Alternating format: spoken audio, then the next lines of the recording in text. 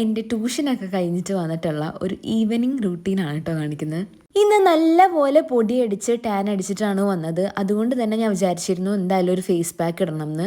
അപ്പോൾ അതിനു മുമ്പുള്ള ചടങ്ങുകളാണ് കേട്ടോ ഇത്. ടൂ വീലറിന് പോണോണ്ട് തന്നെ ഭയങ്കര മുടിയൊക്കെ ജട കുത്തും.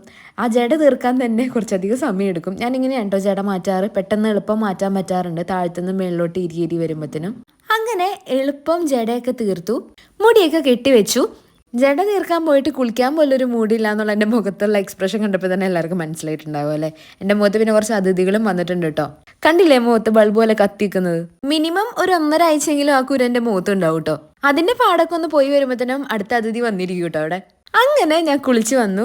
ഞാനൊരു ഫേസ് പാക്ക് ഉണ്ടാക്കിയതിൻ്റെ കോലാണ്ടോ കാണും, കുറുക്കുവലയായിപ്പോയി.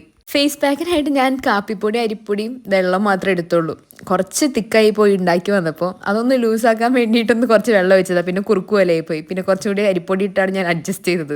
അങ്ങനെ ഒരു വിധം ഫേസ് പാക്കൊക്കെ മുഖത്ത് പൊത്തി കൈമയും കാലും ഒക്കെ പൊത്തിയിട്ടോ, ഭയങ്കരമായിട്ട് ടാൻ അടിച്ച് കയറണം. എന്നിട്ട് എൻ്റെ നൈറ്റ് സ്കിൻ കെയർ ഒക്കെ ചെയ്തു.